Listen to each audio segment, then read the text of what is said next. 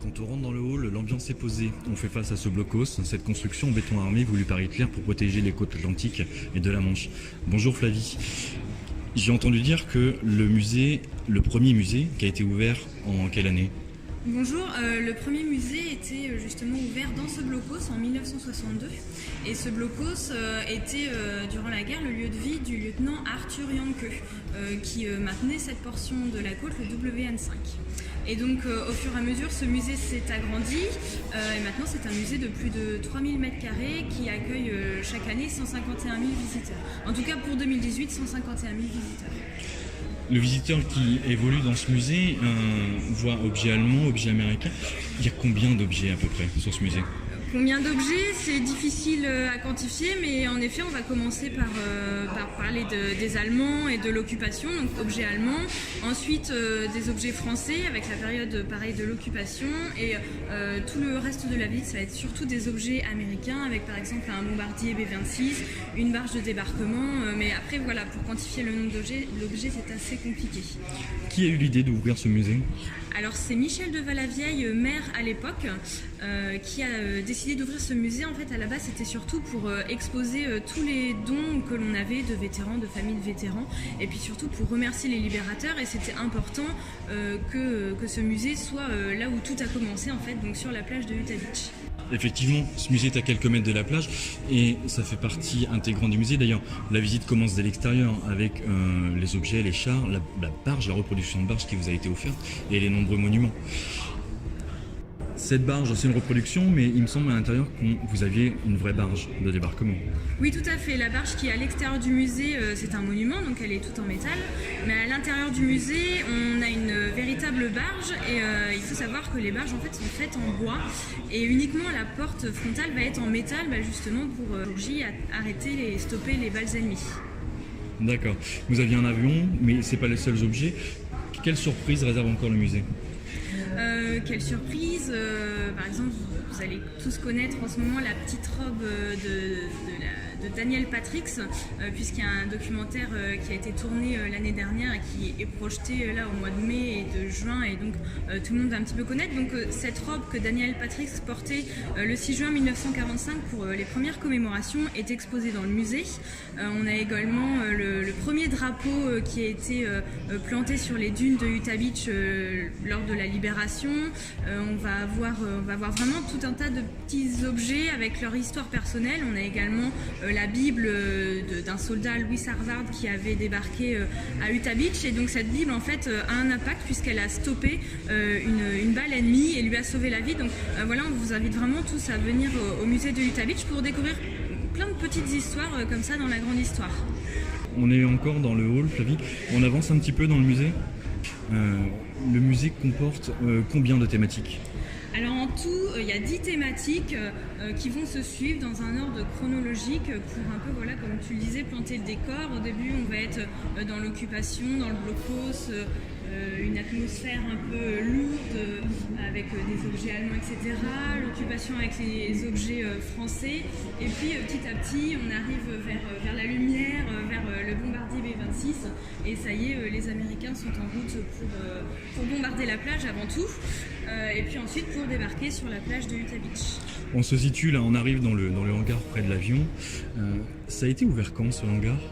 Alors l'agrandissement a été fait en 2011 et en effet ce sont deux Américains, Gene et David Dewhurst, qui sont les enfants du pilote, le major David Dewhurst, qui avait la mission de bombarder la plage d'Utah Beach à 6h25 le jour J. Il l'a bombardé à 6h24 et 30 secondes, donc c'est dire la précision du pilote. Et en fait David Dewhurst, en tout pendant sa carrière militaire durant la Seconde Guerre mondiale, il a fait 85 missions de vol. Donc autant vous dire que 85 missions de vol, c'est énorme pour un pilote de B-26. En août 1944, il retourne chez lui aux États-Unis, puisque c'est bon, il en a fait assez pour la Seconde Guerre mondiale. Et malheureusement, David Dewhurst va décéder en 1948 dans un accident de voiture qui va inclure un chauffard ivre. Donc il va laisser derrière lui sa femme, sa veuve, et puis ses deux jeunes garçons qui ont à l'époque 3 et 5 ans, Gene et David Dewhurst. Et vous pouvez imaginer, ces deux enfants n'ont jamais vraiment connu leur père. Ils savaient qu'il avait participé au débarquement en Normandie dans un avion, mais c'était très flou pour eux, ils n'en savaient pas plus. Et finalement, en 2007, quand ils vont venir en Normandie pour un voyage, ils vont visiter le musée du débarquement de Utah Beach, qui à l'époque était bien plus petit qu'actuellement. Et dans une vitrine, ils vont découvrir une photo de leur père en uniforme qu'ils n'ont jamais vu. Alors là, émotion, surprise, etc. Et ils apprennent tout ce qu'a fait leur père pendant la guerre et pendant le débarquement. Et ils sont très émus et donc ils décident en fait de participer au financement de l'agrandissement du musée. Donc c'est grâce aux deux enfants de David Dworth, donc Jean et David Dworth, que l'on peut visiter le musée comme il l'est aujourd'hui, donc 3000 m² d'exposition. Ces deux enfants avaient également un rêve, celui de retrouver un bombardier B-26 comme celui piloté par leur père. Mais des bombardiers dans cet état, il y en avait très peu dans le monde et finalement c'est un avion du musée du Bourget qui a été récupéré et repeint aux couleurs de l'avion de leur père, David Dworth. Avec l'agrandissement en 2011, le musée a été entièrement repensé et des choses ont été ajoutées. On n'est plus sur un musée qui parle exclusivement d'Utah, mais qui prend l'histoire un peu plus large. Oui, tout à fait. Donc, comme on le disait tout à l'heure, le premier musée 1962 dans le bunker. Après plusieurs phases d'agrandissement, 1964, 1984, 1994. Donc là, on va ajouter différentes salles, la salle hexagonale, la vue panoramique sur la plage de Utah Beach, le cinéma également. Et puis 2011, là vraiment un grand agrandissement grâce aux deux enfants de David Dworth.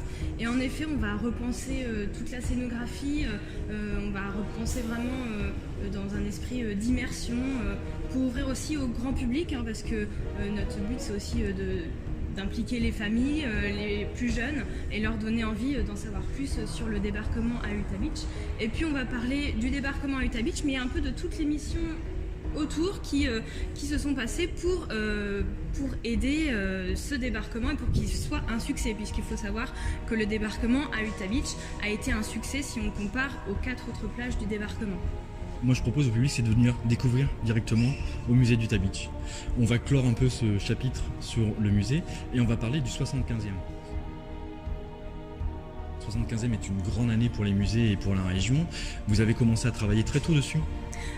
Dès la fin du 6 juin 2018, on a commencé directement à penser la programmation pour 2019. Donc oui, ça fait un an qu'on est sur la programmation. On va parler un petit peu de ce programme.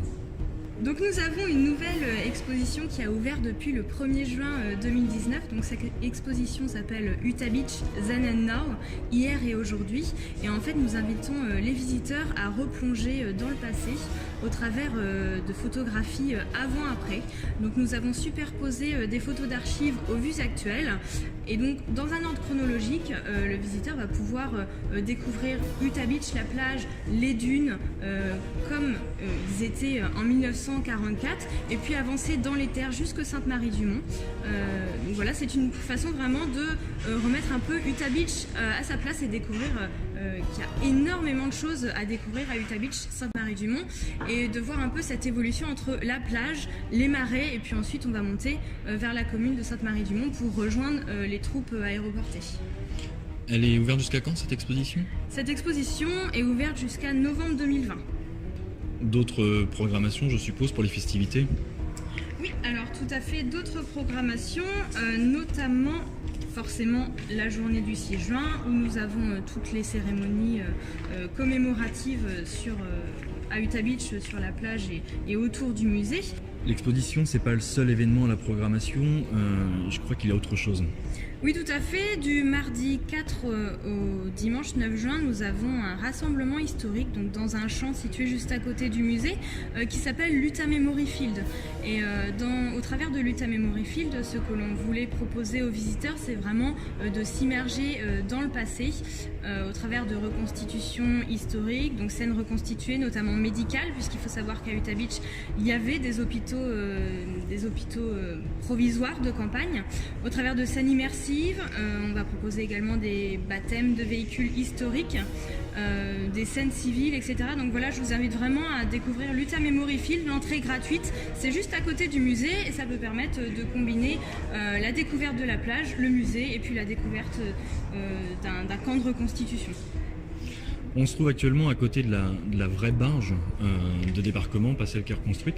Je propose qu'on avance un peu, Flavie. Tout à fait.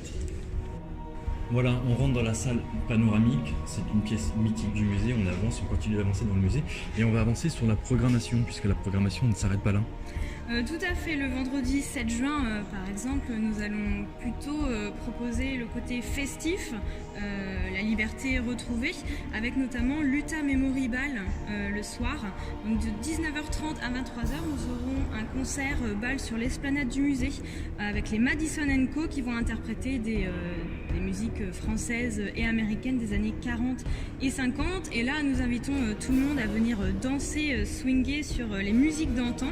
Et bien sûr, restauration et boissons sur place. Et la soirée se terminera à 23h avec un feu d'artifice. Et donc ce soir-là, le vendredi 7 au soir, l'Utah Memory Field sera ouvert jusqu'à 23h, ainsi que le musée jusqu'à 22h. Donc on vous invite tous à venir à Utah Beach pour fêter la liberté retrouvée.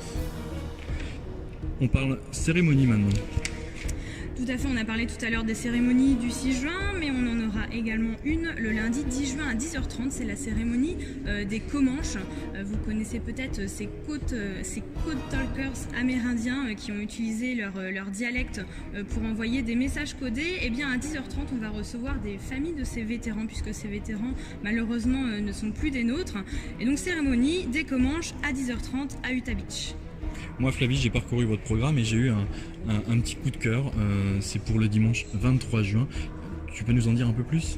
Alors le dimanche 23 juin, on propose une marche commentée Zen and Now et on propose en fait via notre exposition qui sera ouverte depuis le 1er juin, on propose l'exposition Hors les murs et là on invite les personnes à faire une marche de 6 km commentée en allant sur Utah Beach, un peu dans les terres, dans les champs et avec notre guide de découvrir les photos d'archives, les photos d'époque et aller sur place découvrir comment le paysage a changé. Dans cette salle panoramique à 180 degrés, on est posé au pied des dunes. Des herbes marines, la Manche s'étend à perte de vue dans un calme olympien. Ça n'a pas toujours été le cas. Parce qu'après le débarquement, Utah a continué de fonctionner. Tout à fait. Utah Beach est forcément connu pour le 6 juin 1944, mais il ne faut pas oublier que de juin à novembre 1944, Utah Beach a été un port artificiel provisoire. Là, c'est marée haute, donc on ne le voit pas forcément, mais à marée basse, quand on regarde sur la gauche, on peut voir comme des rochers qui sortent de l'eau. Alors en fait, ce ne sont pas des rochers, ce sont des vieux navires qui avaient été coulés en 1944 pour servir de brise-lames, et justement pour que ce soit plus facile de créer ce port artificiel provisoire. Donc en fait, une jetée avait été mise en place et donc les véhicules amphibies faisaient des allers-retours entre les navires au large et la jetée pour amener véhicules, matériel et renforts en hommes. Et en tout, de juin à novembre 1944, ce sont 836 000 hommes qui vont débarquer à Utah Beach, donc c'est vraiment énorme, 725 000 tonnes de matériel et 220 000 véhicules. Utah Beach devient le point d'alimentation de la bataille de France. Utah Beach, tout à fait, devient un port artificiel provisoire très important et même une fois que Cherbourg, port en eau profonde, sera pris, Utah Beach sera toujours utilisé. Et il faut imaginer, en remontant jusqu'à Sainte-Marie-du-Mont et Carentan, dans les champs, ces champs utilisés pour y mettre tout le matériel de tout et n'importe quoi. On ne se rend pas compte actuellement puisque les champs sont vides, c'est calme, c'est paisible. Mais en effet, en 1944, Utah Beach, c'était le début de tout. Flavie, notre entretien va s'arrêter là.